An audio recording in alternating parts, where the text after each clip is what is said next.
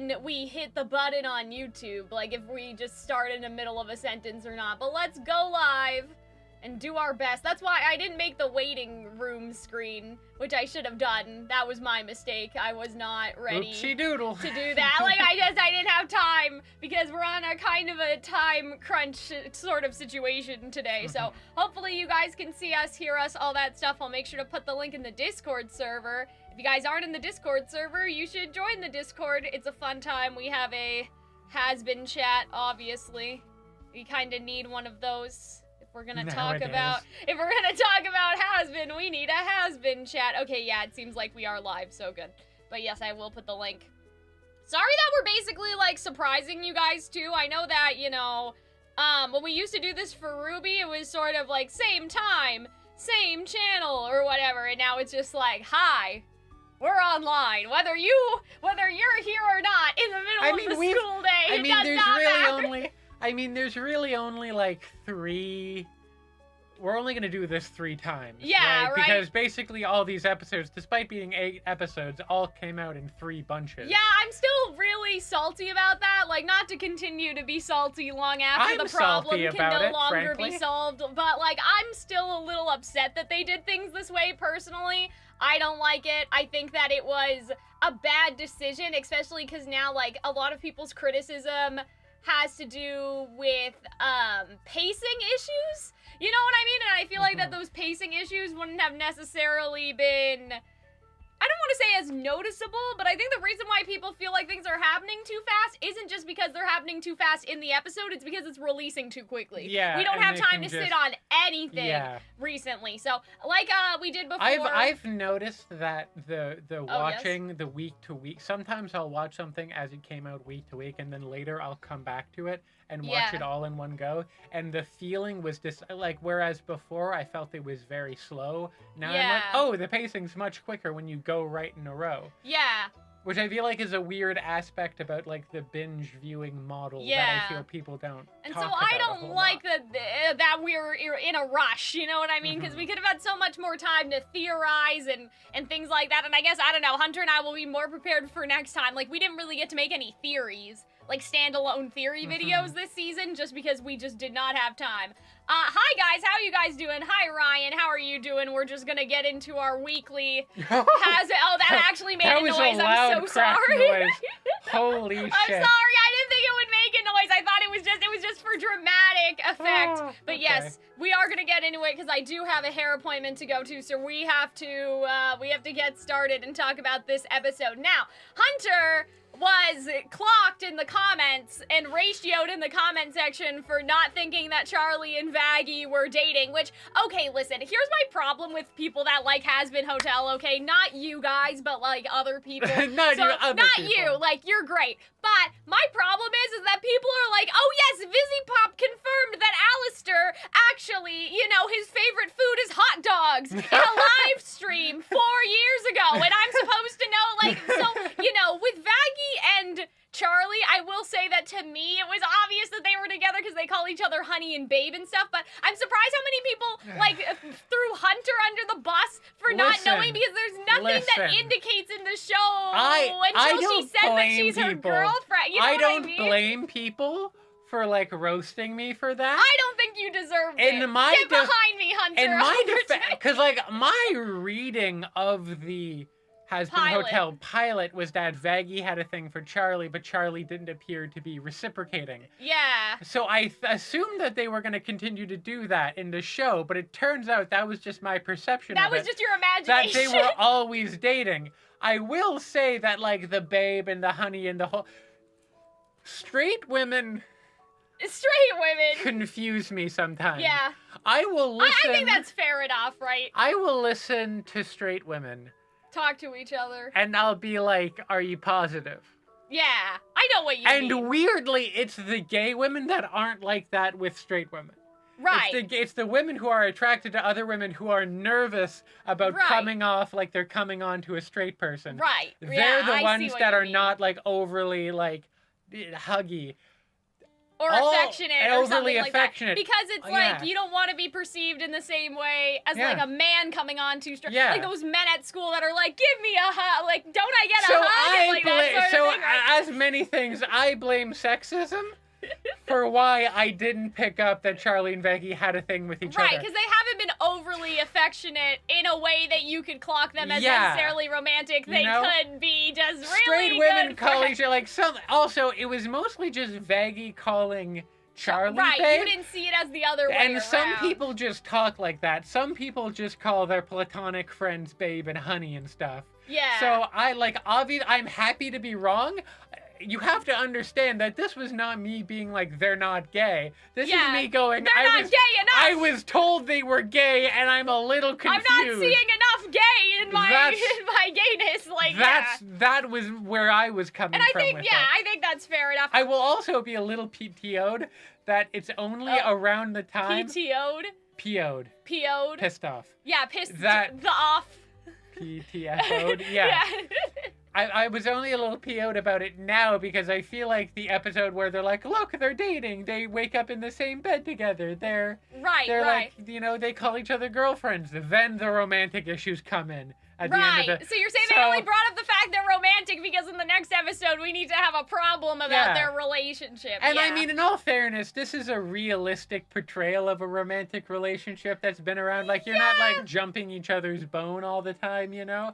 Like, you just have a kind of casual affection that may be interpreted in non-romantic ways, you know? Yeah. So, But I also see why you felt that way. I will defend why I was confused. Yeah. But personally, I accept all criticism. I mean, it's also like Alastor, right? Because, with Alastor, he is revealed to be asexual, like a couple times in live streams and stuff like that. And I'm not saying that you can't deliver information to your audience that way. It's just that other Hazbin Hotel fans cannot expect you to reasonably know that information if it was somewhere that wasn't in the show. Like, we need to take what we see in the show as what we see in the show. Now, I think they did hint towards that in the sense of, like, I feel like Angel Dust was like, so are you and Alastor fucking? Like, I think that's what Angel Dust was getting at. Like, what is the status of your relationship? But that just tells me that Alastor doesn't have a thing with Mimsy, not that he doesn't, you know, have a thing with anyone, right? So there's something to say about the fact that I love Q&As with the writers, and I love, like, oh, you know, if this character existed in the real world, their favorite musical would be the Death Note musical. Like, I love random trivia like that, but if we're talking about sexuality and stuff and, like, other things like that, you do kind of need to say it in the show, or else there's no reasonable expectation that people know this. Like, you don't know that Charlie is bi, even though that's been confirmed. Like, there's nothing in the show that says that she's bi. Okay. Yeah, I think it's that Charlie's bi and then Vaggie is a lesbian. But, like, you don't know that. Nobody told you that. Like, also, they're in a sapphic relationship, but you don't know the specifics of it. It's never mentioned I like anywhere, this show. right? I generally like Vizzy Pop stuff. I like her depictions of queer people. Having the bubbly, friendly one be bisexual and the mean, feisty one be a lesbian is a little, like, you know, they may have done that because the there's something in the pilot where it's Charlie with a guy. And so that guy may be important later. Like, there's a prom photo or something like that. So he might be a relevant character as someone that she used to date later. But again, like, I don't know. But, but once again, I do like that. I do. But, like, they don't tell us. But also, do people really go around loudly pronouncing their sexualities? Not really. But Hazbin Hotel fans will loudly tell me in the comments that Alastor is actually asexual. And in all fairness, I don't know. Nobody said anything. You know, maybe that's just us, where, like, I will be the first to admit I do not assume people are asexual, right? Well, I mean, I just don't assume anything. They're characters. They're not real people. Oh, but I mean, in general, I think I tend not to assume people are asexual. And that's a me thing, but that's also a general invisibility of asexual people thing. Yeah. So I guess, but you that's know what our I mean? ass, It's just like, we don't know, like, nobody I will said say anything. one thing, is that I was curious about what the fans... Like, the fandom what is the like? fandom likes. I think that it's safe to say that we watch the show, but I don't think we're in the fandom like we are with RWBY. Whoa. Like, in RWBY, like, we're on the front lines, we are in the trenches. Yeah. We're in the disco, whatever you want to call it. I will say that right? We are not big name fans in Hazbin Hotel. We are fans. Big name Ruby fan. But I'm not. I don't have the deep lore on Hazbin Hotel. No. I have the medium lore at best. Yeah, we have the show's lore. Basically, right? So I was curious. So I went on AO3 and I'm like, oh, what are the popular ships? Yeah, what's going? Because with I learned that Charlie and Vaggie is called Shaggy. Oh. Which is really cute. I don't like ship names Shaggy. like that. I know we're not talking about this episode at all, and we're just talking about general things. But I don't like ship names like that. I like Ruby ship names a lot more personally. But I go in there and the number of Alastor X Reader. Oh, X Reader. The two biggest things were Alastor That's X not what I Reader thought you were gonna say. and yeah? Alastor X Charlie. Oh, well that's interesting. So people are just, which is unfortunate that people are so horny for an asexual character. And asexuality is a spectrum. Some people will dick down, some will not, but it is kind of amusing. I wonder, I don't know, not the thought process, that's not the right word, but no. What is it about Alastor that is so attractive It's because to he is a Tumblr sexy man. Because I don't think he's that attractive. No, he's not, but he's no. a Tumblr sexy man. He's kind of I like his personality. He's kind of fucked but... up looking. He's sort of weirdo. He's like a skinny little weirdo. He dresses like the Onceler. Yeah, I guess so. And he's kind of evil, and he has a bit of an accent. And I do wonder a total Tumblr if sexy people man. are using Charlie as a self-insert the same way that people ship Jean and Yang or something, right? And that it's not necessarily... I don't know, not to say that you need merit to ship something, but I'm always someone that needs to ship within the basis of canon, a canon compliancy sort of situation. And so, when people ship characters just because they look good together, that has no appeal to me. And so I wonder if it's it's not that Alastor and Charlie would have some sort of complex character arc, in the show. It's just that Charlie is the most accessible female insert character anyway, not to open that whole can of worms, it's a thing. But yeah, I wonder if that's so I guess why. my point is that people who like this show well enough to write fan fiction probably also don't know that he's asexual. Or they know, or they don't care. They just disregard is my controversial canon. opinion where it's you can disregard canon and fan fiction. It's fan fiction, It's whatever. I feel a little bit differently, but that's all the conversation that we need to get into right now. I understand people feeling differently. I see both sides. I guess just on a personal level, I'm not. Yeah, that characters as your little dolls. Yeah, I was talking with someone who talked about writing fan fiction, and they described it as playing with their Barbies. And it's that's basically what you're doing. But you're then playing for with me, your I'm Barbies. well, I like canon compliancy to a point, and so that's where I would be but then it's the ship of Theseus. How much are you changing about the character and all until of that you stuff? eventually run into a that this is just a a My Chemical Romance inspired the person to write Twilight, and then Twilight inspired the other lady to write 50 Shades of Grey. I'm is this really Alastor? I don't know. I don't know if this is really Alastor anymore or whatever. But anyway, I like Charlie's Conspiracy Board, if we're going to talk about the actual episode. I like the fact that it's in the shape of a pentagram or whatever. But yeah, I like how they bring up her dad as being it's time that maybe we should ask. That we should ask him. But I do like how... Oh, I love Charlie's Conspiracy Board. We finally have gay people. The interesting part of this, and also, YouTube was mad at me for how many swear words were in, and this episode's not really a problem, but it's more so the episode after this one. But anyway, so I'm hiding some of the frames more than we usually would. But Lucifer let the extermination happen to begin with, and I'm thinking that the thing with Lucifer is that his curse was being exposed to the worst of humanity, and so you even see this later in the episode. He's all the people here suck. So he doesn't even see them as worth saving. He was probably yeah, sure, exterminate them, whatever, I don't care. And it's not because he doesn't care about them, but he agrees. He agrees with Heaven's position on who the sinners are awful because people, that was the punishment he got to only see bad people, right? Whereas I guess Charlie, she sees that there's good in everyone, Just a constant optimist. I also feel it makes sense that Vaggie is so different than everyone else, as we learn a little bit later that she's also a little angelic in nature. I was gonna say, too, like, it's interesting how this place is so red, whereas when we get to heaven in that episode, in the next one that we'll talk about, it's like more blue in tone. And so if you look at Vaggie in hindsight, she has a more blue and purple aesthetic, and so you can sort of see how she fits in because of the clothes that she's wearing, but in terms of her actual design, she does stick out a lot. People are easily attracted to Alastor because he looks closer to human. That's an interesting idea, but I think Husk is way more fuckable than Alastor. I'll say it. Wow. I'll say it with everything I am. I think that he's way calling more... Husk fuckable is advanced. I don't know. I'm just the saying. Voice, isn't it? Yeah, I mean, it's his voice. I don't know. I like his cat ears. I like his little ears. I think that you're right, though, Eliza. Like, you're not wrong. I'm just like, could not be me, is what I'm getting at, right? But yeah, you have these little, like, family pictures. I thought that these were really, really cute. Just of Charlie. We have emo Charlie on the wall. See, I don't know about this, though, because I guess everyone goes through an emo phase, but when I saw that, I knew it was sort of a joke. Like, I think one of the animators said that they just put it into the storyboards and they kept it as a joke, but, like, isn't this not canon compliant? I don't think Charlie should have ever had an emo phase.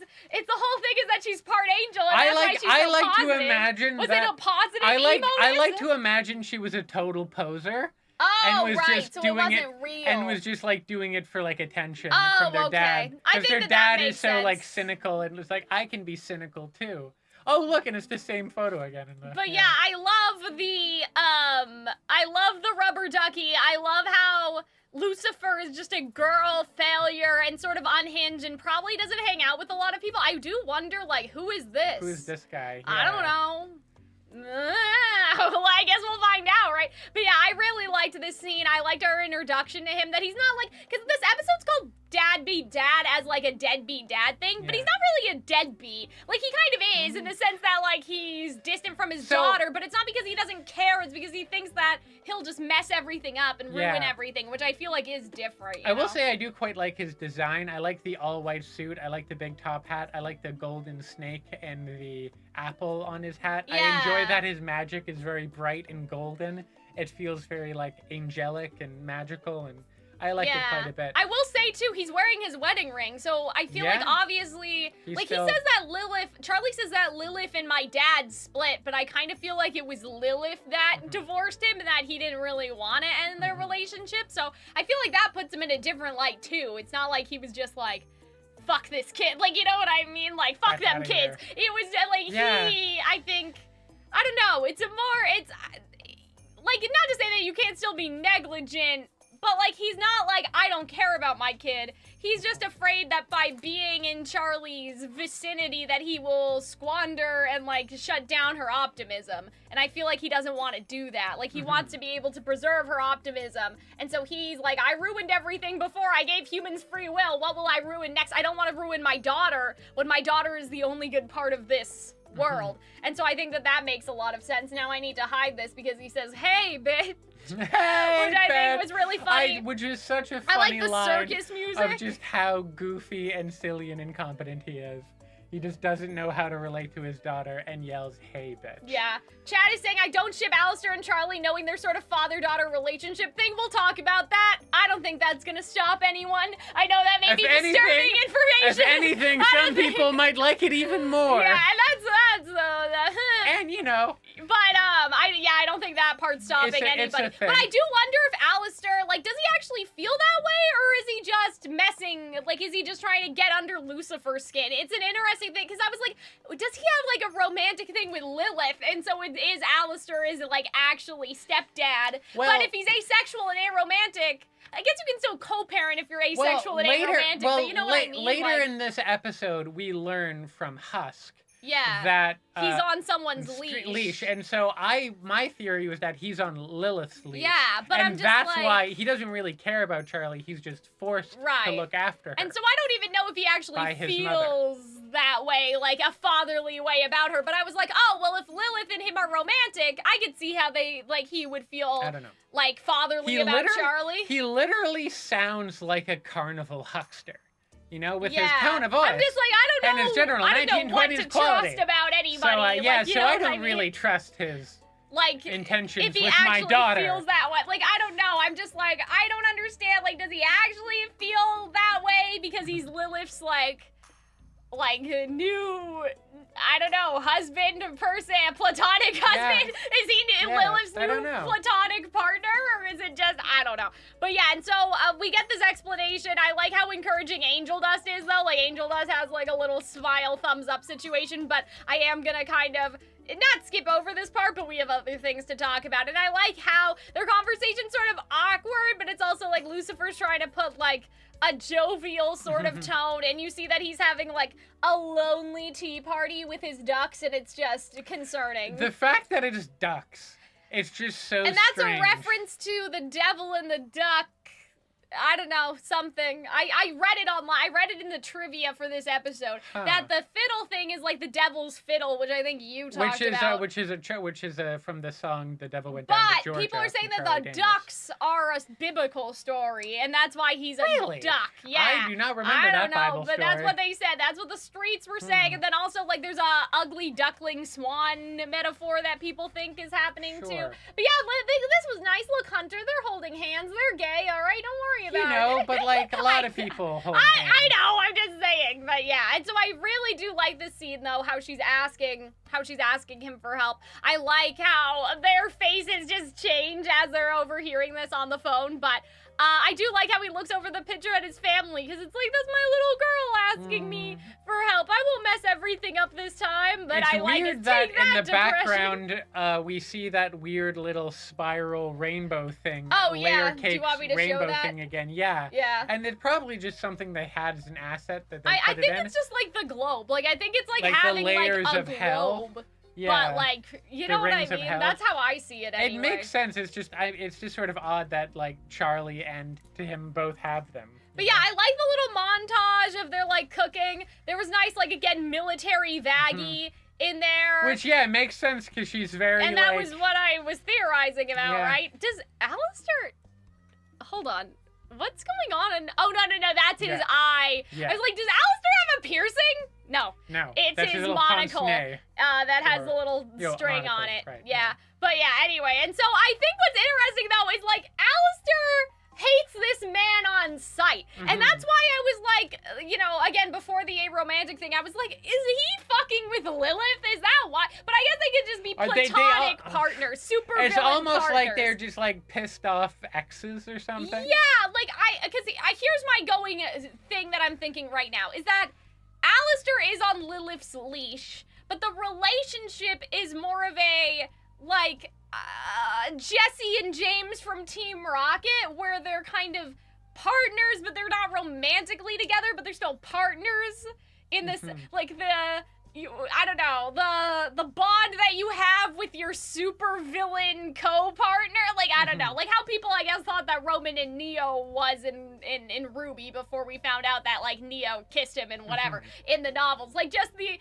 strong bond that you have that's not romantic and not sexual with someone you're doing a crime with, whatever that means, and so, yeah, so that's kind of what I'm settled on, is that's why there's this sort of weird stepdad, new dad rivalry. It's not necessarily because of literally the dad. It's just like, wow, Lilith really chose this guy once. You know, Lilith really chose this guy to rule with. So maybe the idea is that Alastor's on Lilith's leash, and Lilith has promised, hey, if you work with me, you'll be the king of hell. We'll get rid of Lucifer. He won't be the king of hell anymore. So that's what I'm cooking. And that's why he hates him so much, because he's trying to usurp. It's like the king and queen in terms of just general positions. Even if nothing romantic is happening, if Lilith is the queen, Alastor wants to usurp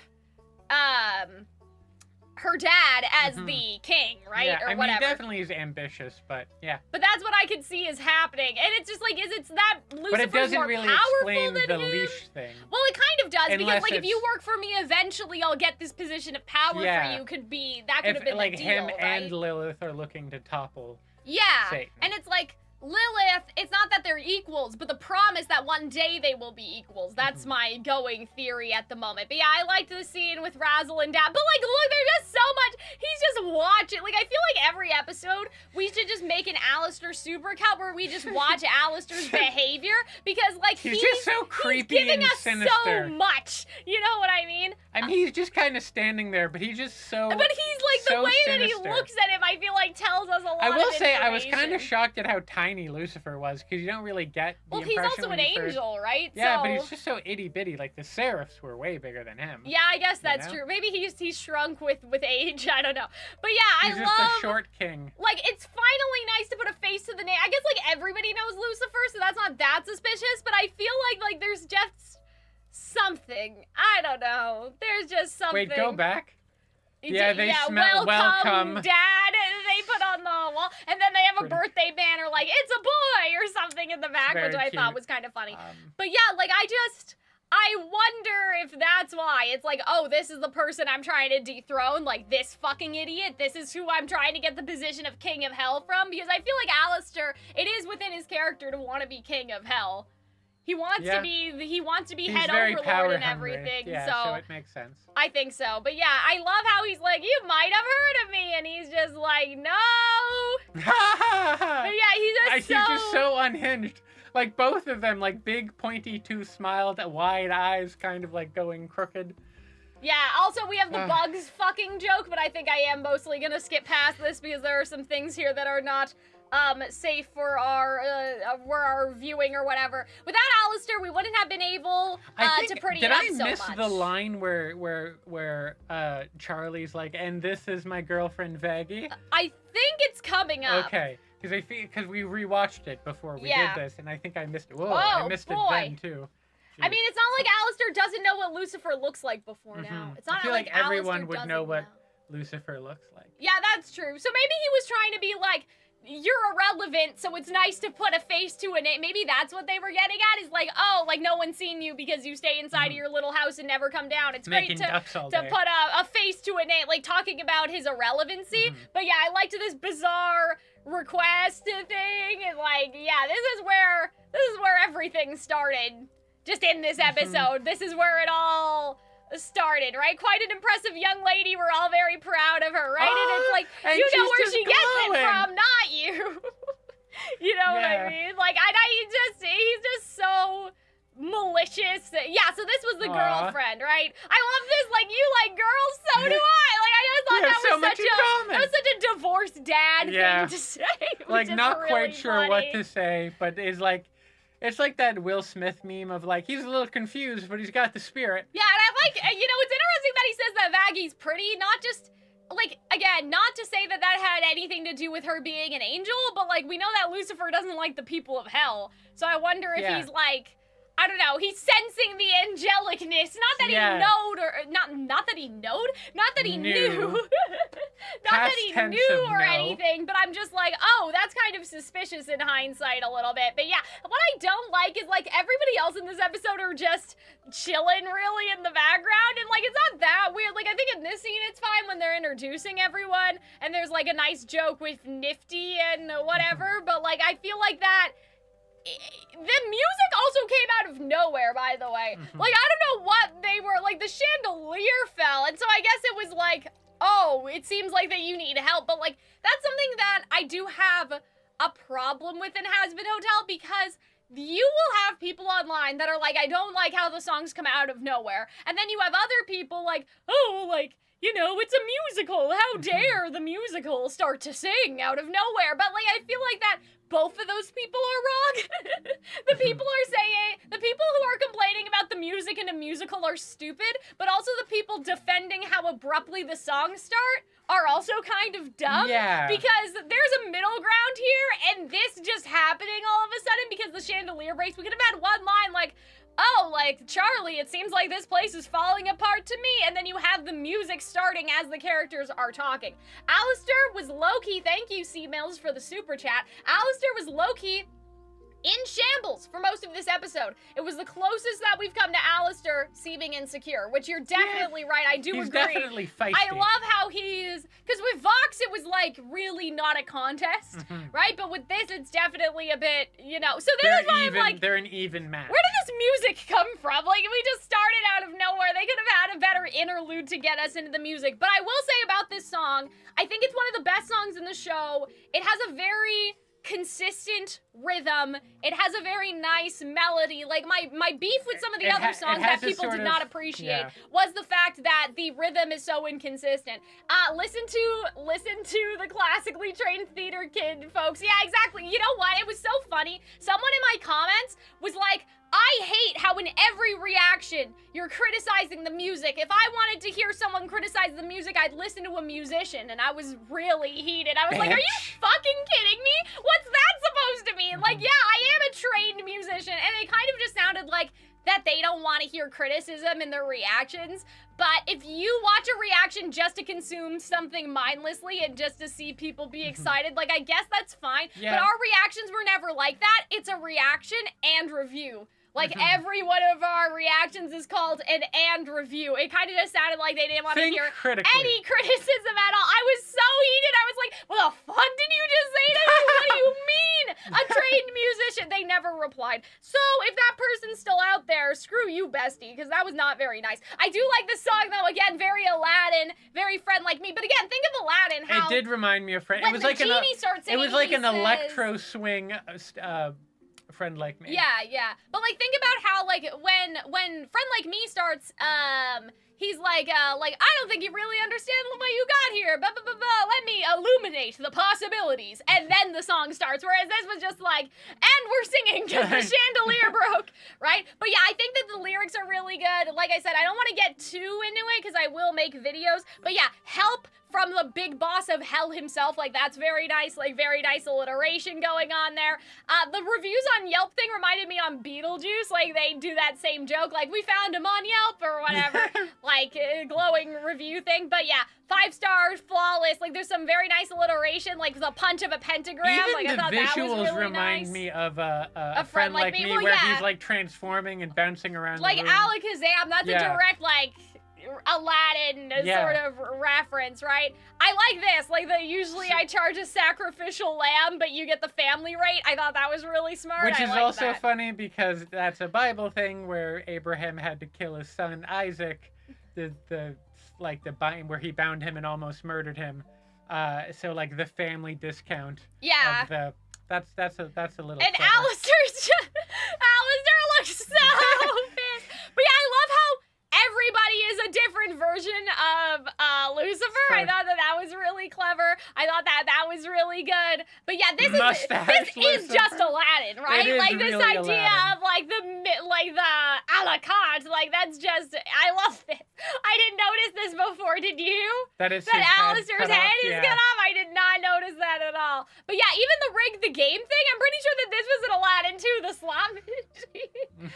Oh man. And so, yeah, I'll rig the game for you because I'm the ref. Again, like, nice. There's some nice alliteration there. Like, and it's interesting how, like, Lucifer is focusing on everything flashy and, like, gold and stuff like that. But that's not what Alastor, like, it's, like, materialism in a sense versus what Alastor sings about, which is, like, our emotional connection we had up until this point. You know? I know it's supposed to be champagne mountains, but it does look like just like a lot of pee is coming out of that man's gilded mouth. It's a little weird. I got spoiled. The songs have been leaked. Stay away from YouTube. Do not leak yourself. Stay away. Do you have a favorite song so far? For me, I think the best, like, okay, this is gonna be a weird thing to say. I don't have favorite songs. I have the one that I think is the most well-constructed, if that makes sense, because for me, those things are the same thing. Sure. My favorite song is also the one I think is objectively the best. I think that Respectless and Loser Baby are the most well-constructed songs in the entire show. I was gonna say Loser was my favorite. I also really liked the Wonderful Day in Hell opening. Oh, Happy Day in Hell. Yeah, that Charlie sings. I think that was very brilliant. But yeah, like, those are the best. Those have the least amount of problems. I would say that I don't think Loser Baby has a single problem. I think that that's the only song that's flawless as far as I also catchy. Remember. I was walking around singing "You're a Loser, Baby," which is a weird bit of self-talk. Because that's the problem with, like, You Didn't Know is, like, I can't remember anything from that song at all. Loser Baby. No, you didn't know. Oh. Like, the songs that come later, like, I could not tell you. I can hear the instrumental in my head, but I can't remember any of the lyrics because there's just not that sense of, like, Disney structure and rhythm, because, you know, again, not to get into this too much, but I talked about this in the videos on my other channel about the music, but what Disney does is, like, repetition, that the first verse and the second verse are the same, they have the same rhymes in the same place, like, look at this stuff, isn't it neat? And then, like, look at this trove, Treasures Untold, it's the same melody, and it's the same rhyme, and everything's in the same place, and so you build up the familiarity, and then you change it at the end when the audience is already familiar. With You Didn't Know, the reason why I can't remember anything is because I'm just like, nothing is familiar. There's so many things that don't make sense in Emily's section, even though I love her voice, so anyway. I really loved that song because it felt the most punchy and revealing, like, watching it for the first time. But I think that's because of the instrumental. I think the instrumental's very good, and I think it's very punchy because a lot of things are revealed and it's very shocking. You're right, like, really paying attention to the lyrics, they kind of drop sometimes. Yeah, but I think that what a lot of people like, I see people talking about the things that they like, and I'm like, but that's not the lyricist, that's the composer. Like, that's who you have to thank, the composer did that, not the lyricist. You know what I think when it comes to lyrics that bother me? It's not always the nada rhymes or the dropped rhymes or the weird truncated rhymes where the rhyming thing is not in the same place as the other. That doesn't bother me. It's when the logic of the rhyme of what is being said is weird. Yeah. Right? I mean, I got like, not ratioed, but people were like, a stranger in a brand new place makes sense. And I'm like, well, it does, like, but my problem was that regardless of whether or not Vaggie saw Charlie's face, she would have been a stranger in a brand new place. Because that's a line. It's, when I saw you, you made me feel this way. But I'm like, but Charlie didn't make you feel this way. This is a fact about your existence being cast out of heaven that you are a stranger. So, like, I understand what you're saying. Like, when it's logically kind of weird, especially when it's in a song where it's not, like, meant to be abstract and weird. Like the blood on your face instead of blood on your hands. Yeah, that was sort of like, well, that's not even what the thing is. But yeah, some songs, the lyrics aren't really supposed to make perfect logical sense because they're very abstract and it's about emotions. That's fine. But when you try to be very straightforward with it and then the lyrics come out and they're just, like, weird and they have weird implications, that when they tends to bother me, not even with the ryming.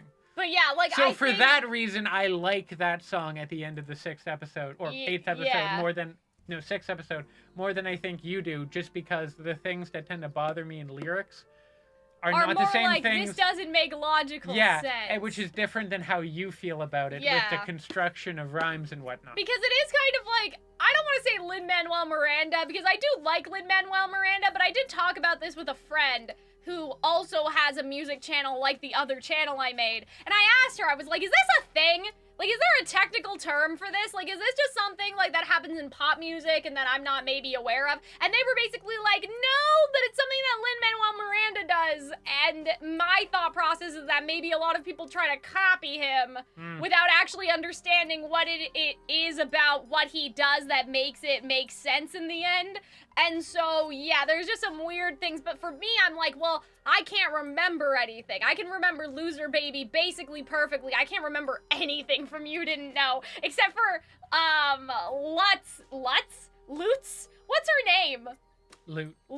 Like, other than her verse, because it was so, scandalizing, if you want to call it that. That's but yeah, you see how, like, Alastor, it's, like, a lot less showy. It's more like, this is, like, our emotional like, hey, connection. I'm actually, like, he could probably do more for you, I like Day to Day and Hotelier. I thought that was kind of smart. I don't know if it's technically, because they do say today, and maybe that also rhymes with Day to Day, but I think having Hotelier also, in there the fixing that clog thing, and then having the clog be Mimsy, and then having Nifty. Nifty. Yeah. And then having Nifty be like, I was so scared. I didn't know how I felt about that. I was like, that's a random thing that never happened. But also, just like, Nifty's so chaotic that it's like, yeah, she would want to try to clean, like, she'd be like, maybe the pipes are dirty, and so she would crawl into the pipes and get stuck. I've said this a billion times. You love Nifty. I love Nifty. She's so chaotic.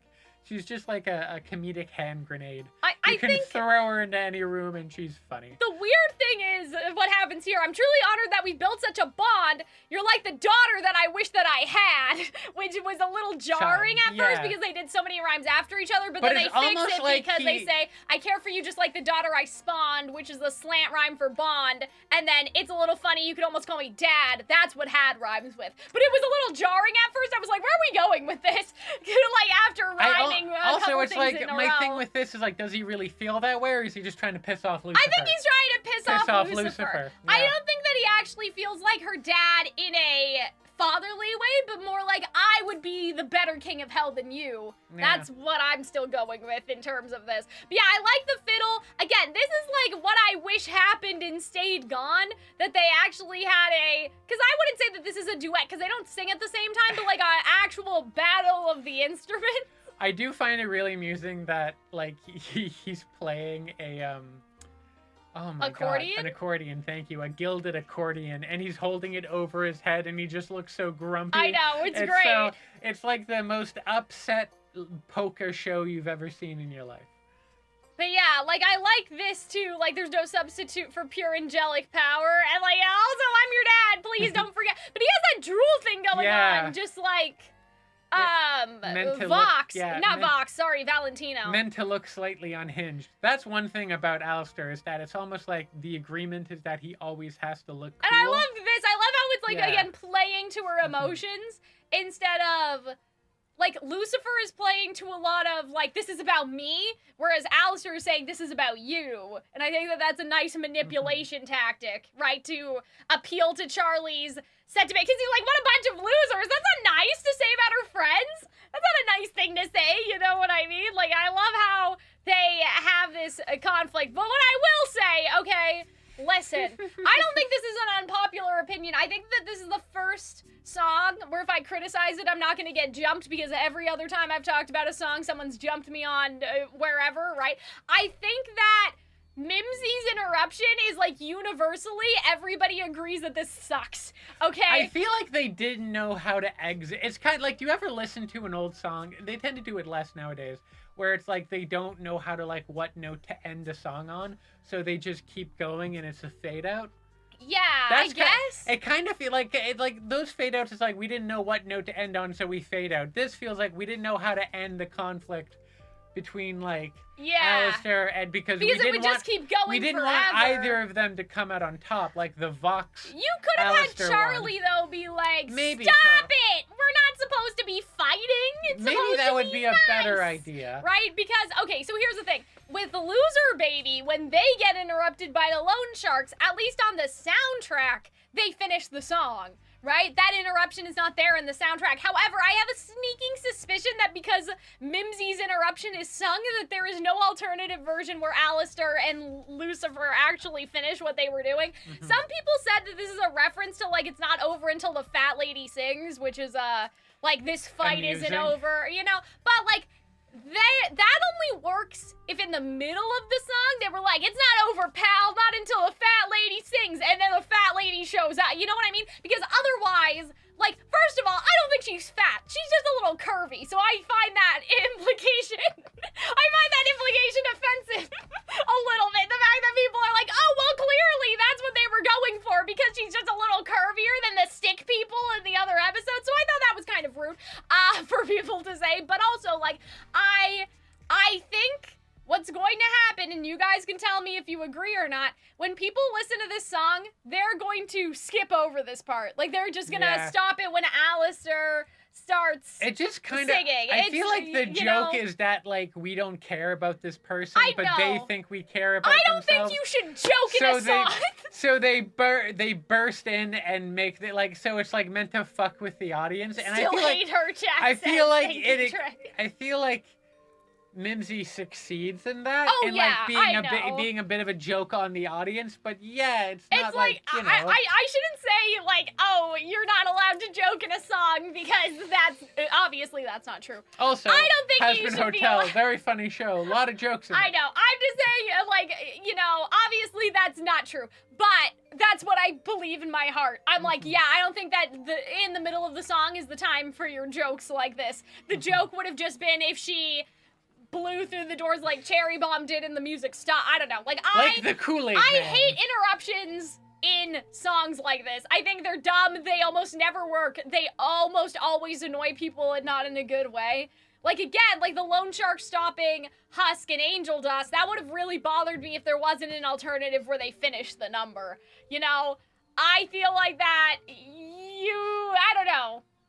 It's not that you should never do this, but it just bothers me. And I'm like, I want a good song. I don't want you to stick your humor in the middle of my nice Aladdin song, because I can't really think of any Disney song that do this. The only song that does this is Girl, We're Fighting, and then they stop. The reason why they stop is because they literally see, like, China is burning down. Like, you know what I mean? They see this village has been massacred and all the people have been killed, right? That's an appropriate time to have everyone stop singing. But, like, you know, be our guest. It's not like be our... And then a beast comes in, like, interrupting in the middle of a musical number. I don't know. It's just like, where's the decorum? Our musical numbers need decorum. This was not it. And I think that as a joke it works. I just hate that, like, this is probably going to be in the official version of the song. If they made a version where they finish singing, I think it would be fine. But my problem is that they're not, like, they're not going to have, like, this is the song, and I don't like it. I've heard that this is actually a meta joke for certain fans of the series waiting for Mimsy to appeal, so that's why she shows. Okay, I don't remember Mimsy in the pilot. I don't remember her either. I don't think she, like, do people give a shit about Mimsy? I don't know. Maybe, are we not the target audience for this show? Like, is this show only for hardcore people, do you think? Like, are we just not in enough? I don't know, Maybe some people love... I see most people saying that they hate this, though. So I think that we're on the right side of history on this issue. Well, it's good that we're on the right side of history of Hazbin Hotel. That truly matters. Really, I think everyone knows it's the important moment of our time. The real people struggle is Mimsy's appearance in Hazbin Hotel. Even though every other time I bring up a music criticism, people get angry. This is the one time where it's like, okay, Cal, you're love how even everyone in the room looking at Mimsy's kind of confused and deflated. Which is fine. But I'm deflated too, and I also feel like how she's dressed like a 1920s flapper. Yeah, and that so, is nice. She's I do like her friends design. with like the 1920s radio. I thought that this was fun, but I think that we're mostly gonna move past this part because I don't know if we have anything else to. Any funky thought? Yeah, it's just Alastor's head turn is so creepy. She has a tattoo. Yeah, that's the mammoth, the greed demon or something like that. Oh, that's unfortunate.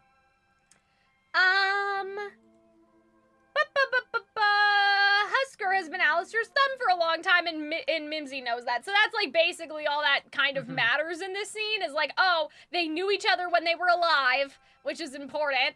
And then also, just like, you know, I don't know what mixed company means.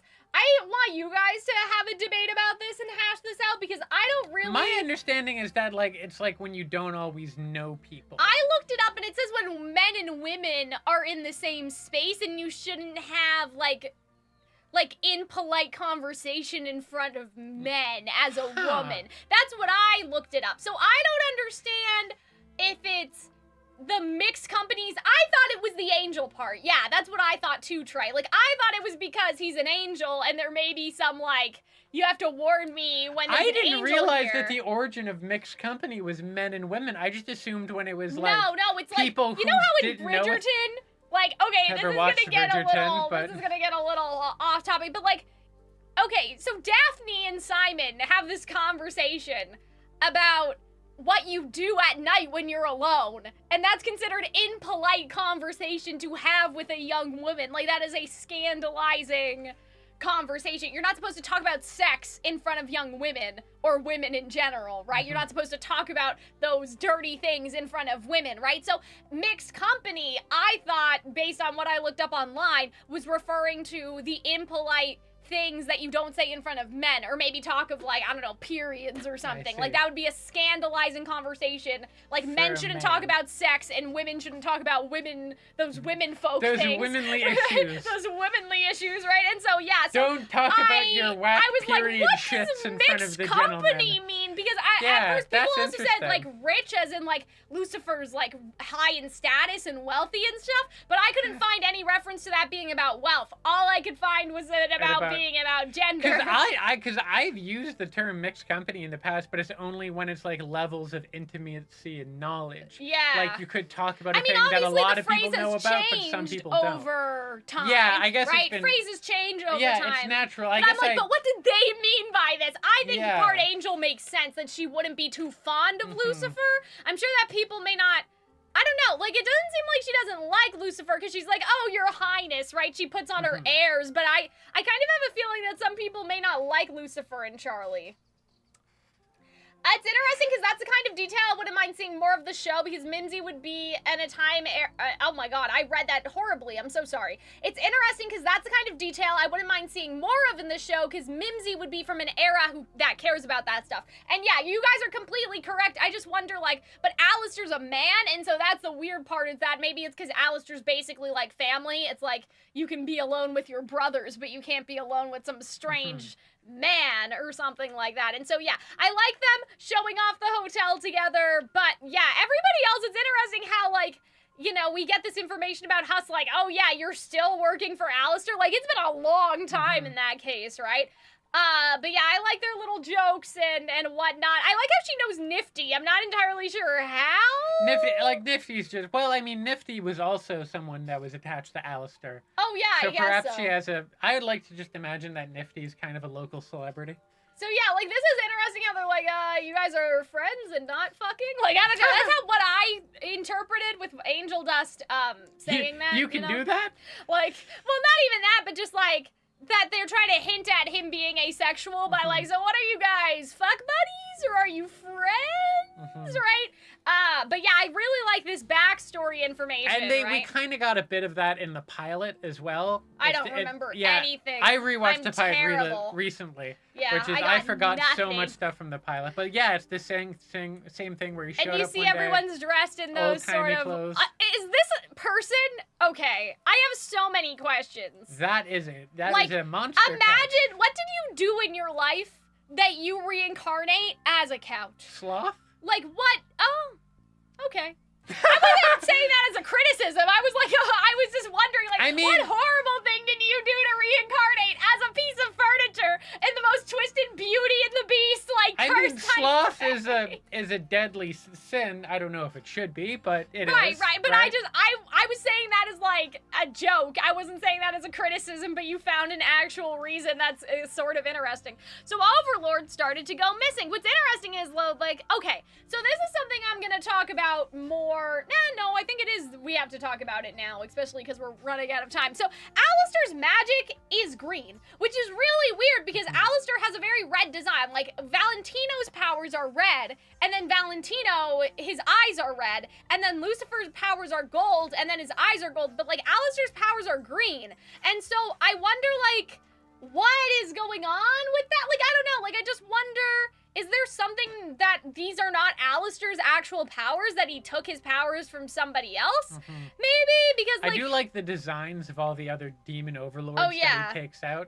Because they could have done, like, that his eyes were green or something, but it's sort of strange to me how Alastor has all this... He's associated with red so often that we see him, but then in this episode he has green magic, and to me, green reminds me of, like, Adam and Eve, the earth, the garden, right? So I wonder, like, is it he's borrowing Lilith's It weirdly reminded me of... Who knows? It weirdly reminded me of Dr. Facilier. Oh, yeah, for sure, but the difference is that Dr. Facilier has that in his outfit, so I'm like, is that... Who, like, that I just realized the guy that voiced Dr. Facilier voiced Husk. Yeah, he Same does. guy, I forgot, yeah. That's why I was like, I'd fuck Husk. Would you fuck Dr. Facilier? Yeah, I would fuck Dr. Facilier. You would fuck Dr. Facilier? Maybe a younger Dr. Facilier. He's kind of old. Maybe a little younger. Like the Twisted Wonderland Dr. Facilier. I feel like Dr. Facilier wouldn't... Like the Twisted Wonderland version. I feel like he wouldn't smell good. Like, I feel like he would smell like smoke and, like, embalming fluid. Maybe. I don't know.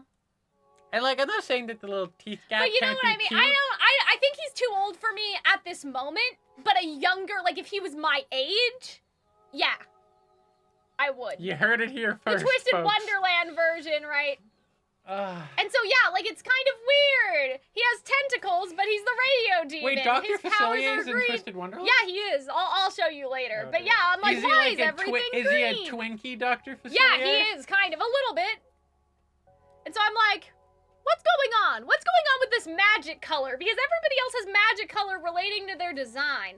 Maybe it's because, yeah, Chad is talking about Alastor's magic being, like, green because it's linked to voodoo stuff. I don't know, but... Well, Alastor also looks orange a lot of the time, and green is a compliment to orange. I know, but with Valentino, it's like the same as his eye. I don't know, I'm trying to find like the ruby, like, you know how the maiden powers are that color because of people's aura? Yes. I'm trying to find like the common thread, if that makes sense. And so I'm just like, I know what you guys are saying, and also green is a very Disney villain. Like almost all Disney villains have that sort of like green, even Scar, like it's just a color associated with eval. But I wonder, like, it doesn't make sense. None of that, it doesn't make sense. I shouldn't say that because it's perfectly fine.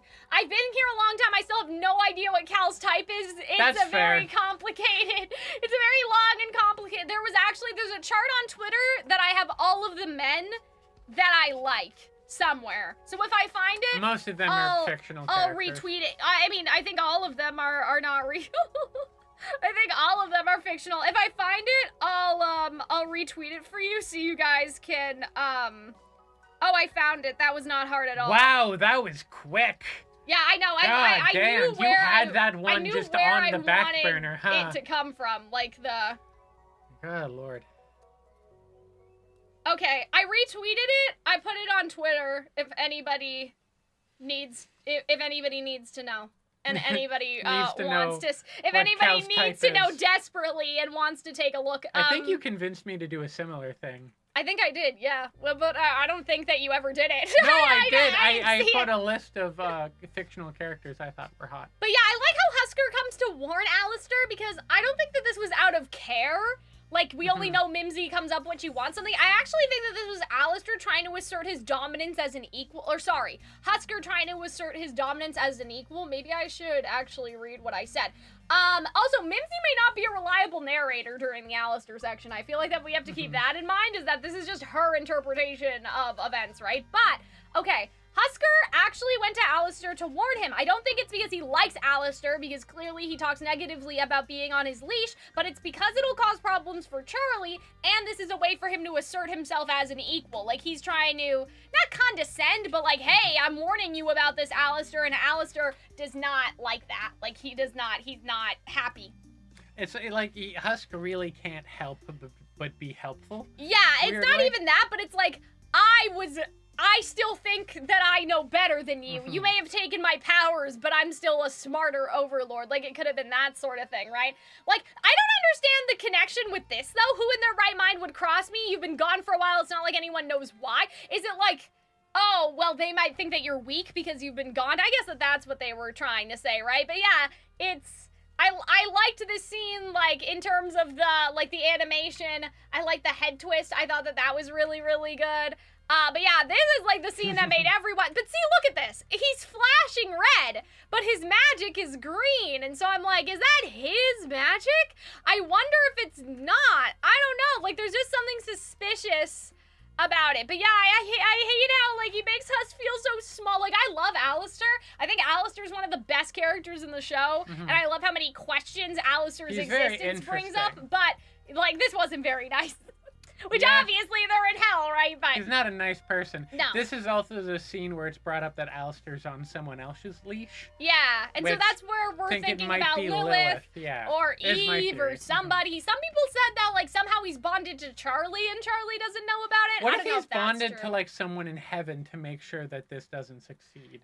Well, we had a theory that they want the exterminations to stop, but the hotel not to succeed. Remember, we had that theory last week, and I guess we'll talk about that in our final prediction. But yeah, I like this scene with Charlie and Lucifer. Again, we won't get into, like, you know, specific lines and all of that stuff, but I think that, you know, their conversation, like, he wants to keep everything jovial and he's sort of hiding, you know, behind jokes, but this is when we get the line, like, these sinners aren't worth it. Like, they're actually the worst. I find Lucifer really fascinating because he was so optimistic and he had such big ideas for how heaven should be organized. Crushed.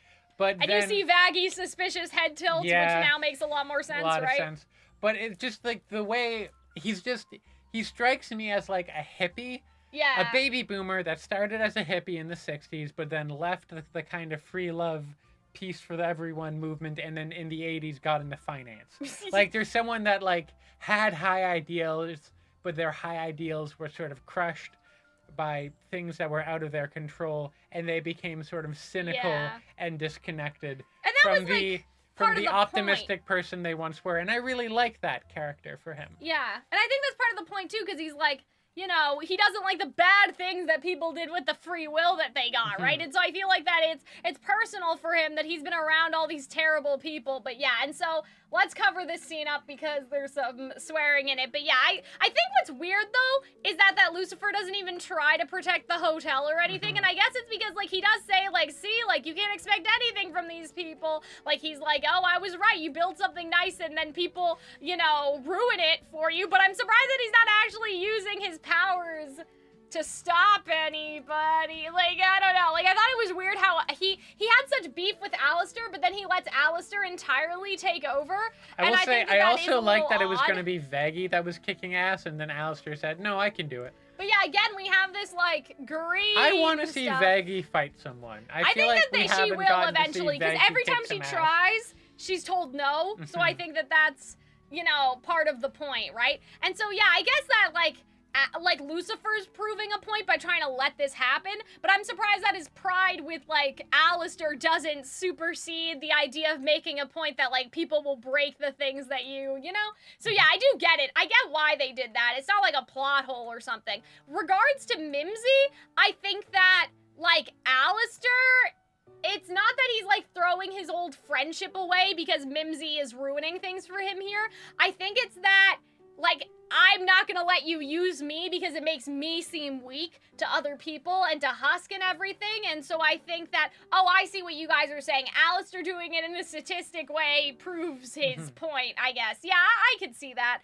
But yeah, like, I think that with Alastor and Mimsy, it's not even like, you know, like, you're really gonna throw away our friendship just for your world domination quest. I don't think that that's actually what it's about at all. It's more just the idea of, you made me look weak in front of my friends because you think that, like, every time that you come running to me, I'll protect you, and that's not the kind of weakness that I want to be shown to people like Husk and everything. But yeah, I did think it was weird how everybody was just sitting back and watching with their popcorn. I thought it was funny the first couple times, but then, I don't know, throughout the episode, it just kept being strange that they were just sitting around doing nothing. I guess they don't have anything to do, but I wish... So I guess it's just kind of a fun background thing But I do wish they did something.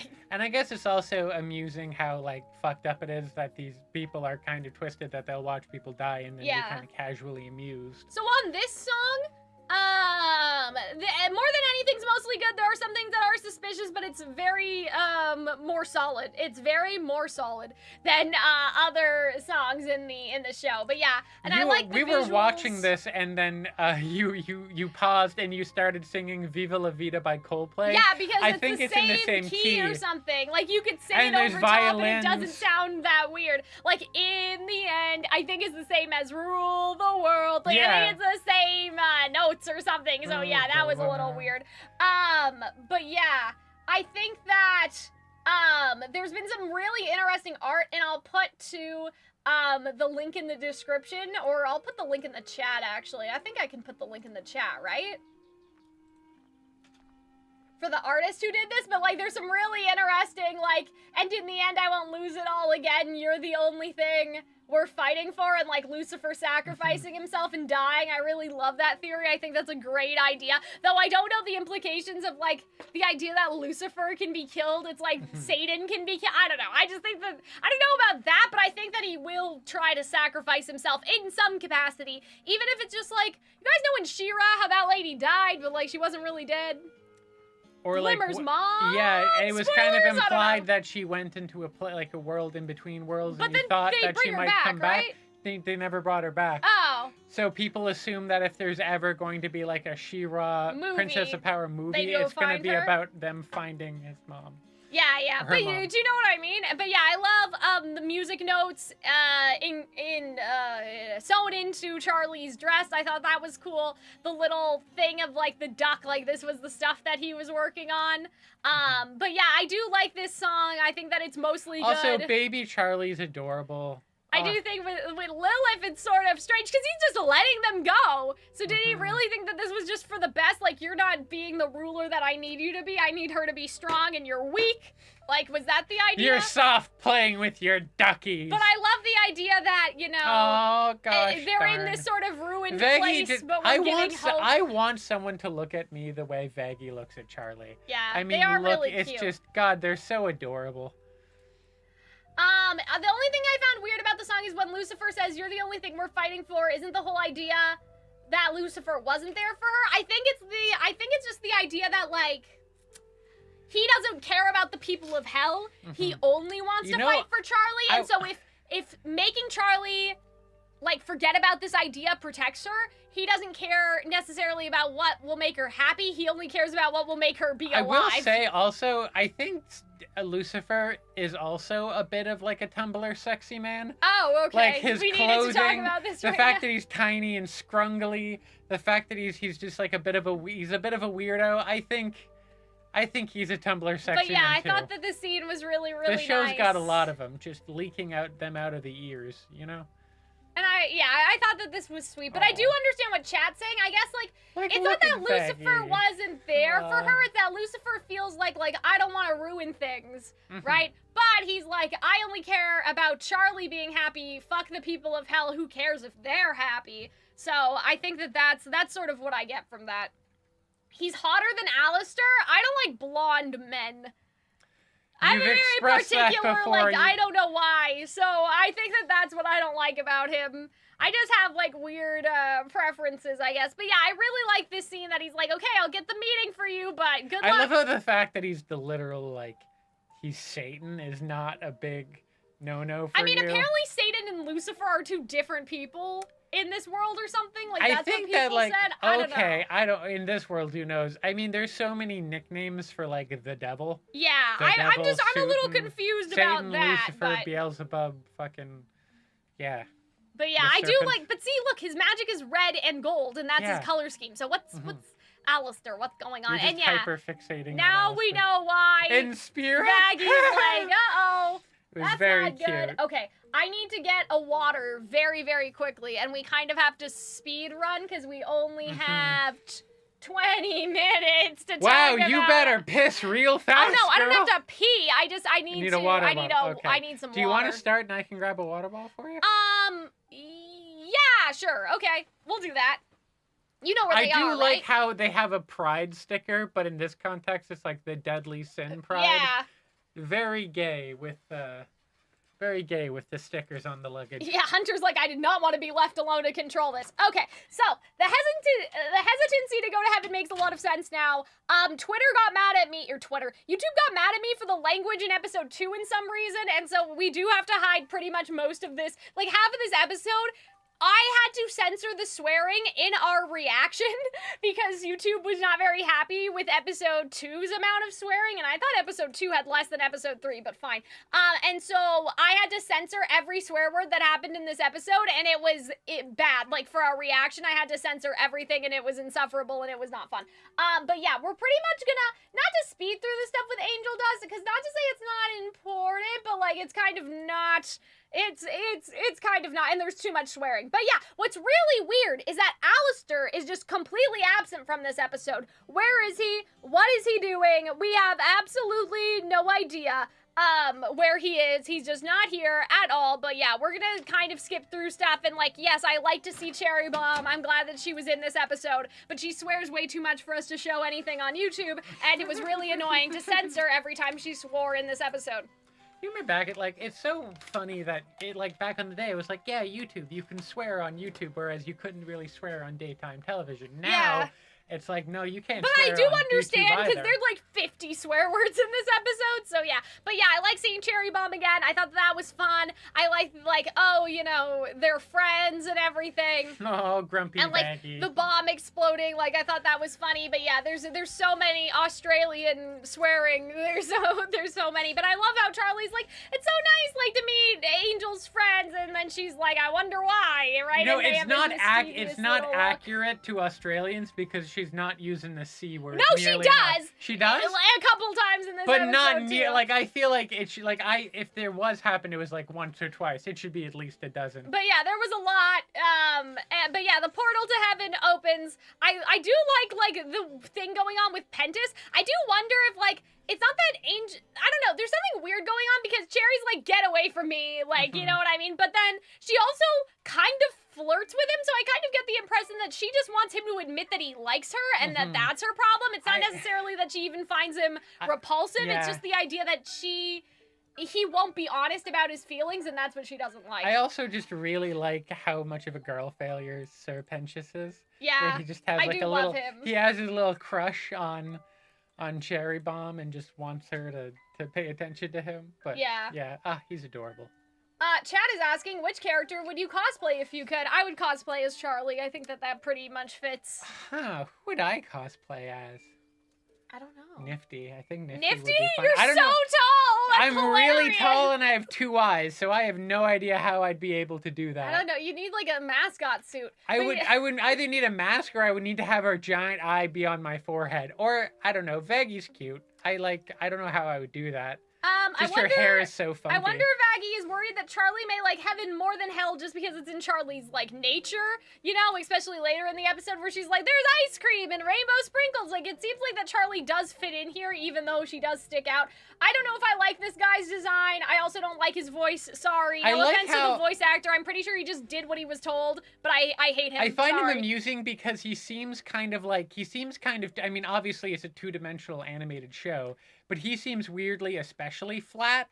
And I find that like that's kind of amusing because it's like, oh, in heaven, all of your rough edges are smoothed out. You're just kind of this boring, inoffensive Mormon-looking guy. Maybe, but I do like the Seraphim. I didn't get there's like a flash where they look a little different and then they have a more human face, but I think I missed it. I think she was like a giant eyeball or something like Emily was, but I didn't get a nice screenshot of it, unfortunately. Are the highest, for those who don't know, the highest choir of angels, closest to God. But yeah, I love Emily. I thought that she was a great cast addition, but you see now that Emily looks a lot closer to Vaggie, right? And like just the blue and stuff that happens like in this episode, contrast. I will say that when you go, or especially when you look at Loot and you look at Vaggie, they look a lot alike, just in how their skin looks. But even just like, I don't know, like just the color scheme that Heaven has, they did a good job. I will say that in Hell, there's a lot of furries, but like in Heaven, everyone's a furry too. What do you mean? Yeah, everybody's a furry everywhere. I hate this song. I really like it. Okay, so there's this. So in the Barbie movie, I hate this song. Hold on, I hate his voice. I think it's way too nasal, which is probably what they wanted to go for. But that doesn't mean I need to like it. I do like Emily and Sarah's part. That's the only redeeming quality. Go. Okay, so in the Barbie movie, there's the song "Dance the Night Away," where the Barbies dance to it. And when you listen to the song "Dance the Night Away," despite it being like a very popular song, she looks weirdly out of place. That's Angel Dust's sister. Really? The streets are saying. Oh, that's hilarious. And when you listen to this song, it became a popular song, but it really is this like, that's a Care Bear. It's this weirdly positive poppy song, and it kind of feels like a pop star death march, where like everything's great and nothing's ever wrong, and it's an endless party like what occurs in the Barbie film. This is kind of what this song reminds me of, where it's like, yeah, it's this weird, overly happy, like death march of positivity. Yeah. Because you're in hell and or in heaven and everyone's great. I think his voice is way too nasal. I didn't like it. So it's almost like off-putting, but it's kind of like its point is that it's off-putting. So I can't help but sort of like it. But I do like this. Like Emily's more. Vaggie I thought that they were nice. I don't know if Emily's like an actual. I don't know, like a kid or just like, oh, her little Smaller. sister, because they are Maybe. sisters. But I would ship as I like long how as everybody... I like how grumpy Vaggie is with someone touching her girlfriend. I ship Emily Very and Charlie protective. is what I was gonna get at, as long as that's okay. I Charlie never know has with this two show, hands. you know. But yeah, like I did like Emily and Sarah's part. Only redeeming quality. I mean, Emily guy, is an angel. Like she's ancient, you know, like. Yeah, I know. I'm just saying. Okay, so we have to cover up Adam because he that swears man way swears too much. a lot. I do like Light's design. Angel Dust his sisters in this shot. The people of heaven would probably have an issue knowing their relatives are dead. They probably hope that one day the relatives will join them in heaven, you know? They probably miss their family members, so they would have a problem with the extermination. So. I once had a talk with someone who is like, I mean, I don't necessarily believe in God either, but this guy grew up not believing in God, and he had this point of like, being in heaven must be weird because everything's supposed to be great. So like, it's not natural to feel perfect all the time. Would it almost be like you weren't in control of your emotions? You couldn't feel bad if you wanted to. Adam does feel bad. I guess so. And angry. Because that drummer, like, the girl picks the drummer over him and is mad about that. So there's still personal conflict. But as to that person's point about, like, you'd miss your family members that maybe didn't go to heaven. Are you even in control of your feelings? I don't think that it's forced happiness, though, because... Like, they say that Emily's job is to bring joy to people, which implies that joy is not obligated, that joy needs to be maintained. I guess so. That's what I think about that.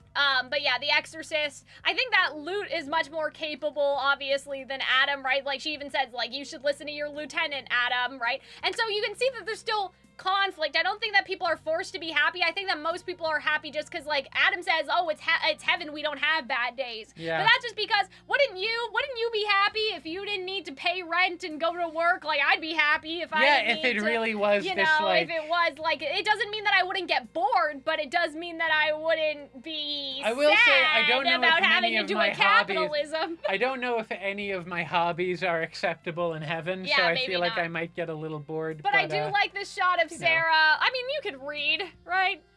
Adam is doing, like, rock band drummer stuff. Yeah, right? But it's like, I don't know, are the books I like to read available? Like, do they allow for, like, you know, saucy romance, like, saucy gay romance that, like, novels? heaven, like, you have all the access to the same stuff you do on Earth somehow, and so, like, you could... I don't know, that somehow it's all connected. I mean, anyway. I don't know. I have heaven headcanons. It's just described as paradise, so I imagine it must be like, maybe if you hypothetically get there. Different to every person. Yeah, but like if you get there, would you like look back at what you did on Earth and be like, ha, how silly, you didn't know what was really great? I don't think so. I think that you would just have all the things that you liked. Like, my paradise would be Kingdom Hearts 4. In Stardew Valley modded. Like, I find my own paradise on Earth, it's just that I can't do what I want all the time. And that bothers me. So, Hunter, yes, the angel Gabriel, you want the tall women to do what to you? Well, you see, Angel Gabriel. League of Legends is not allowed in heaven. See, that's what I'm saying, though. Like, that's the sort of thing. I'm just assuming that they have access to mostly everything. That's not like a sure, like, okay, like, I'm not demanding, Angel Gabriel, that you make tall women be mean to me. However, presumably there is a tall woman in heaven who wants to be mean to someone. But yeah, I could fulfill her needs. I like how blue everything is. I like how out of place that they look just because, like, I love the how red Charlie, contrast. weirdly, Charlie probably feels more at home. Yeah. At hell, like, Charlie wants... heaven.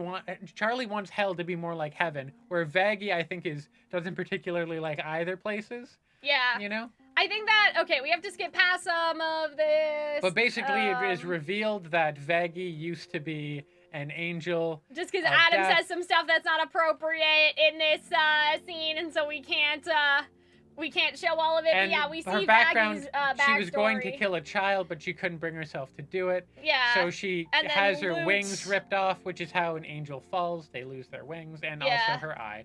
But that's weird, though, because Lucifer still has wings, and he's fallen. So I don't know what happened with that, but anyway. I remember reading somewhere that that's how, like, angels lose they get their wings ripped off or whatever. But yeah, I thought that this was a really good scene. And the clothing, the shirt she's wearing here is the same shirt she wears in the pilot.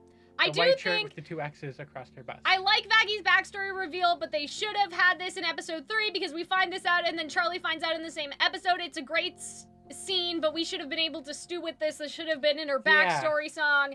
Again, we're kind of running out. We only have 10 minutes over here to talk about the rest of the episode and the finale. Maybe generously a nice 15 minutes. So I feel like that, you know, when the show's over, we could probably talk about more of those criticisms in depth. But that's I will say that they needed to, in her song, they didn't even need to say all of this. They just needed to say that she was hiding something. And she didn't know, right? But they could have had this in episode 3, and then it wouldn't feel like the turnaround time on this reveal is so quick. Because when people talk about the pacing of the show and how the pacing is too fast, I feel like that this is the sort of Adam stuff. also calls their relationship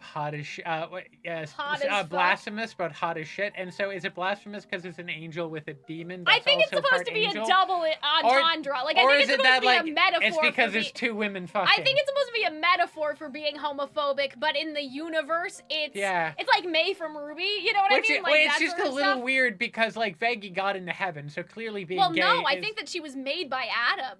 I think that they're all from him. They're all his soldiers. So I kind of think, I don't know if this is true, I don't think that they're actual angels. I think they're artificial people. Well, I mean, like, if God creates humans... I know, but do you understand what I mean? She didn't live on Earth. Like, yeah, sure. Like, you know what I mean? Case. I think that she was made from Adam, then like Eve was. Then you made her gay, which seems like also, like, you did it to yourself. Maybe that's why if Adam did make her gay, but also... Because he thinks lesbians are hot, so he made her gay. But also... And Moon is also gay, and all the women are gay. But also, weirdly, like... He describes, that's why like, you were my best angel, that's why I named you after the best thing. See, so he made Vaggie. her. Or no, Vaggie, but then he's like, the name's Vaggie. So it's like, oh, did he? Because he doesn't know how her actual name is pronounced.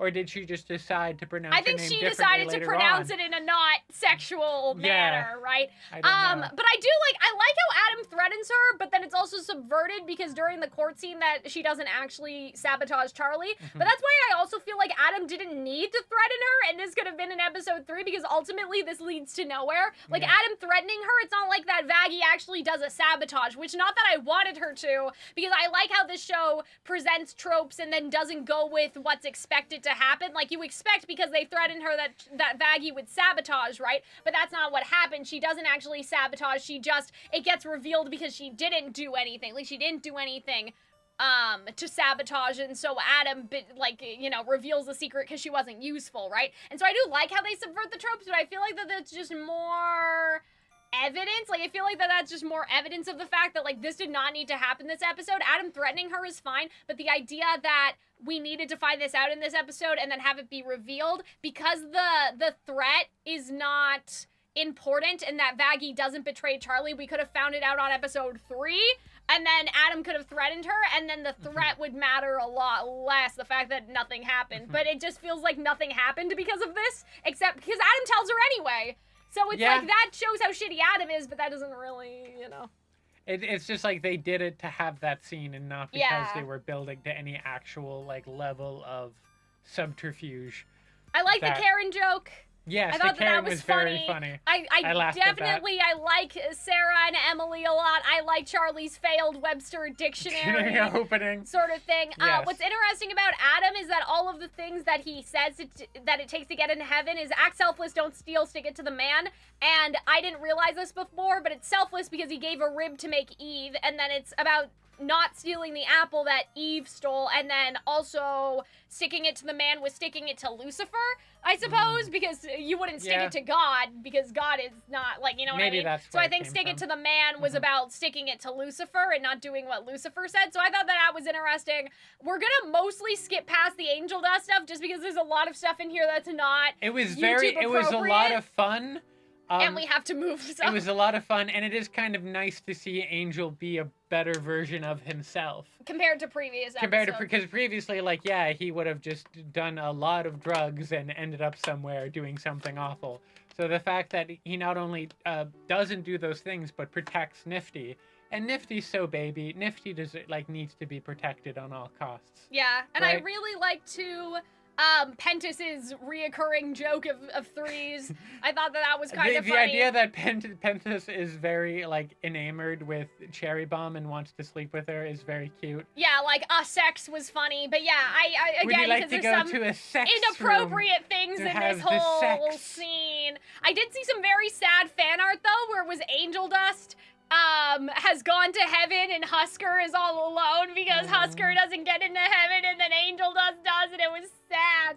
Like, even though I think, really yeah, because you realize these people make bad decisions, but they're not necessarily bad people. No, of course not. But I do think that that's sad that, like, Husker may not want to change or get into heaven. Like, he's an overlord. And so it's like Angel leaves, and then there's like, yeah, we're torn apart. I think that, like, by the end of the series, though, there's going to be some sort of, like, open immigration. Like, I don't know, like, open, like, you can have a tourist visa and you can go to both places. A tourist visa in heaven. Like, I think there's going to be a two-way...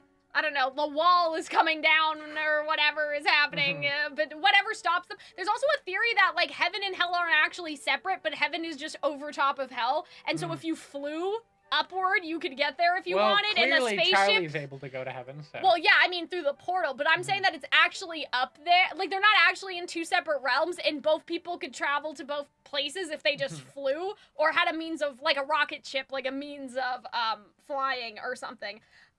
Yeah, so Adam says, like, you know, you don't have a drink with friends after a hard day, and then Adam says, we don't have hard days, it's heaven, right? And so I think that, again, some people were mad that I said this for some reason, like, this idea that most people only do bad things because they're in bad circumstances. I'm not saying that's true. That's what I personally believe. I'm not saying that it's true all the time. You know what I mean? Like, some people are born serial killers, and some people are born...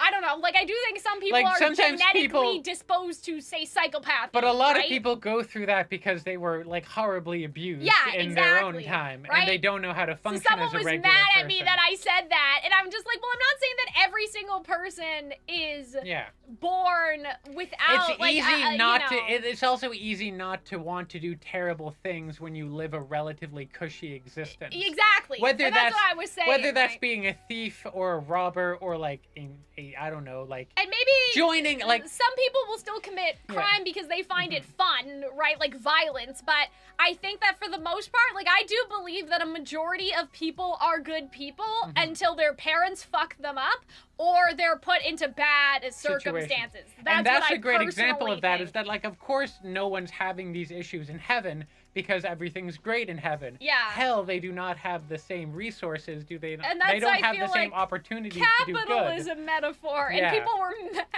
there was one person that was mad, and I replied to them, and I'm saying, if you want me to actually have this, like, very nuanced political conversation with you, you're gonna have to pay me by the hour. And regrettably, we don't have the time left in this video to do that. No, and we don't have the money either, so we're not gonna talk about it. So yeah, but yeah, Angel Dust is selfless because he gives up his night of fun to babysit Nifty, he doesn't steal, and then he sticks it to Valentino. But yeah, I do like how Emily is encouraging, you know, give a chance, right, to them. But yeah, we are, again, going to skip past most of the sex club because, obviously, like, we cannot show some of these things. But Nifty was really funny. I love that she has this, I don't want to call it a compulsion because I don't want people to think I'm actually saying she has OCD, but she has she has a need to clean. Like, she has, like, you know how they say children yearn for the minds? Like, this is the same thing. Like, she loves Power Wash Simulator. Like, pay for you to read our chat? Exactly. Like, that person's gonna have to give me $100 for me to engage in their idea that, like, I don't know, like, they also were like, that doesn't make any sense that people aren't inherently bad because people that commit crimes reoffend more or something. I don't know. It was just a weird thing to say about a fictional TV show where these characters aren't real, but they're supposed to represent an idea and not an actual statistic. Or whatever, and I don't even know if that statistic is necessarily true. Or that it even necessarily disproves your point. Yeah, and so I was like, this is so weird, this is just because, like, yeah, typically people get out of prison and it's even harder for them. Yeah, that's the other thing. It's hard to be a former convict. And so I was like, this is just all weird things to say. But yeah, so Angel Dust does all of the things And that is the B-plot in this episode. I like how they connect the B-plots, but I do find it very suspicious that, again, Alastor, nowhere to be found, nowhere to be seen, did not come to the club. And I know that he wouldn't find this environment fun, but I think it's very suspicious because he's in almost every other episode. Again, there was just so many swear words per minute, and I didn't censor them all for this discussion, but I really like how he stands up to Valentino. I thought that that was really good. Just the dialogue, again. But yeah, the idea that his magic is red and his eyes are red, and again, the magic with Alastor becomes suspicious because of how we see magic function with other people and their color scheme. But yeah, like, I do think there's something weird about Huss saying, way to go, kid, because I thought that they were a ship, and so immediately, I'm sure they are a ship. Hunter, you have chair. Okay, guys, this is why we need money, okay? This chair is literally falling apart. Like, the leather is coming undone. I need money to buy Hunter a new chair, and I can't afford it. And fine this chair in the chair. is literally, I'm not like, bothered. it is shedding. It's shedding all over my nice pink carpet with its black leather bits everywhere. And so I need to buy Hunter a new chair, but I don't have the money. And that's part of the reason why we're rushing through this video is because I have a hair appointment because I need to cut my hair to get a job. Maybe. I don't know. We'll find out. So, yeah. But yeah, I like Nifty stealing part of Valentino's fur. She's just so, she fears no one. I like the invite with, you know, Cherry Bomb, like, I'm doing fine. And so that's the other thing, is that some people may enjoy this lifestyle. That doesn't make them bad people. Yeah. That just makes them free, like, I don't know, like, they're choosing, they're using their free will. So people should be able to go to heaven from hell and vice versa, you know what I mean?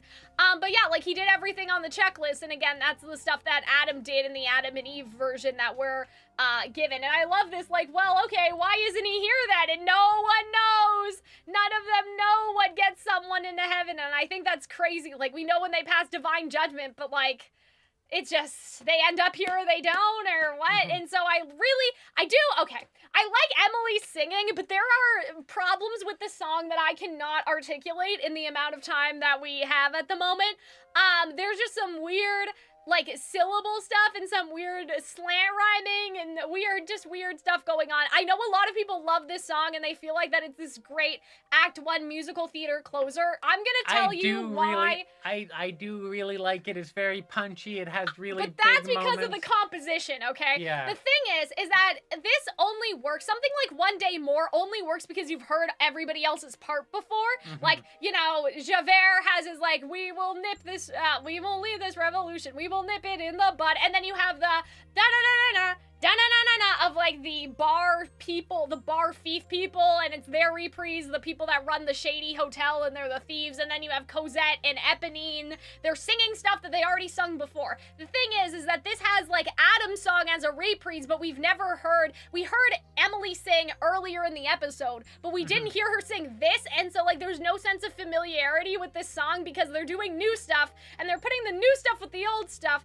but usually a song like this is putting everything we've heard, like, you don't talk about Bruno, how at the end everyone sings over each other. That only works because we heard everyone sing separately. And there's just some weird stuff happening, like, okay, like, for example, like, there's a rhyme here, like, keep a cool head, I think, hold on, it's not as simple as you think, not everything is spelled in ink. That's an end rhyme. And then you have, careful Charlie, keep a cool head. And then you have, don't you care, Sera, that just because someone is dead, it doesn't mean they can't resolve to change their ways. The dead is in the middle. It doesn't happen at the end of the sentence, which is weird. And there's some other weird things that happen that are similar to that. I feel like it's better, it's like, that doesn't bother me because at least the rhyme is there. Oh, it drives me crazy. And it's not good enough for the rhyme to be there, though. It needs to be at the end, or else what are we doing? Yeah. You know what I mean? Because, like, that's not a thing. I don't listen to a lot of hip-hop, but I know hip-hop does do that, where they will rhyme things in the middle of bars and that. Fine. And that's not musical theater, and, like, I don't, It's not even that, but, like, rappers have flow. The problem with this is that if you're rhyming it at the end and you're just leaving it, because, like, there's another one where you just, like, we're diving, like, you falls off the bar, like, we're not even within the bar anymore, we just fall into the pit, right? And so, yeah, like, in that regard, we can't do all of this. Rappers have flow. That's why it works to rhyme stuff in the middle, because it makes sense in terms of the structure that they're doing, but this just falls off. We cannot show Lute's lines, but I did like them, and the reason why I think a lot of people like this part is because it's actually consistent in terms of the rhyme scheme. It makes a lot of sense. But yeah, then we have the Hell is Forever reprise, but did you forget that Hell is Forever? Like, there's another weird rhythm thing in there, which doesn't make a lot of sense, where the words are crammed in. Again, the extermination reveal. I think it would have been better if it wasn't Adam who did it, but Charlie mentioned it casually in her speech, because that's a big plot hole to me, is why doesn't Charlie mention, like, you're killing us down here? I guess she assumes that everybody knows, and that's why she doesn't mention it, but, like, you think that that would be the first thing that she says in her speech, like, you're killing us, but we have a chance to redeem people and get better and whatever.